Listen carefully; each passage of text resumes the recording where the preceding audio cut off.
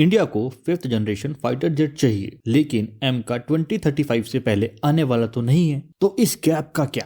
और इसी गैप में रशिया क्वाइटली एक ऑप्शन टेबल पे रख रहा है। इकोनॉमिक टाइम्स की रिपोर्ट के अकॉर्डिंग यूनाइटेड एयरक्राफ्ट कॉरपोरेशन के सीईओ ने कंफर्म किया है कि इंडिया और रशिया के बीच में Su-57 को लेकर सीरियस डिस्कशंस चल रहे हैं। इवन लाइसेंस प्रोडक्शन तक की बात हो रही है। डील फाइनल नहीं है, लेकिन टेक्निकल कंसल्टेशन एडवांस स्टेज में है। डिफेंस में एक रूल होता है, जहां इंटरेस्ट नहीं होता वहां इतनी लंबी और डिटेल्ड प्रोसेस नहीं होती। ग्राउंड रियलिटी क्या है? इंडिया का एम का 2035 के बाद ही आएगा। चाइना का J-20 ऑलरेडी ऑप्शनल है। पाकिस्तान फ्यूचर में चाइनीज स्टेल्थ इकोसिस्टम का पार्ट बन सकता है, जिसके चांसेस काफ़ी हाई हैं। इंडियन एयरफोर्स को एक टेम्परेरी बट पावरफुल सॉल्यूशन चाहिए जो 5th जेन थ्रेट्स को हैंडल कर सके। रशिया इंडिया को जो वेरिएंट ऑफर कर रहा है वो एक्सपोर्ट वर्जन ई वेरिएंट है। फुल फ्लेज्ड स्टेल्थ प्रॉमिस नहीं है, लेकिन heavy fire power plus flexibility का एक कॉम्बिनेशन है।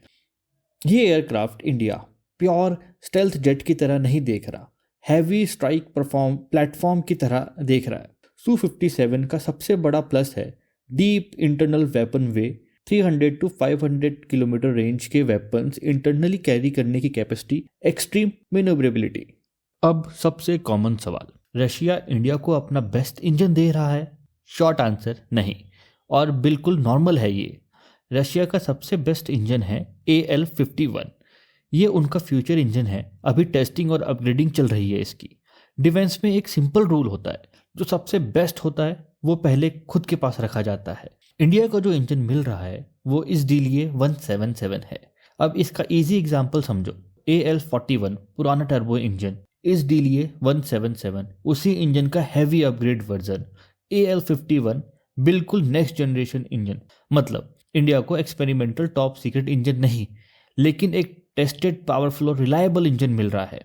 इस इंजन का फायदा कि इस इंजन की लाइफ 2 से 3 गुना ज़्यादा है, मेंटेनेंस कम है, फ्यूल एफिशिएंसी बेटर है, परफॉर्मेंस आज के इंडिया के पास जो इंजन है उन सबसे बेटर है। इसलिए AL-51 ना मिलने का मतलब ये नहीं कि Su-57 वीक हो जाता है। सबसे बड़ी बात इधर इंजन नहीं, कंट्रोल है। रशिया अलाउ कर रहा है इंडियन वेपन्स का integration, Indian missiles, Indian data link, Indian sensor. Western jets में इतनी फ्रीडम मिलना बहुत मुश्किल होती है, और ये इंडिया के लिए बहुत ही इंपॉर्टेंट है, क्योंकि ऑलरेडी सुखोई Su-30 MKI के साथ ये मॉडल काम कर चुका है।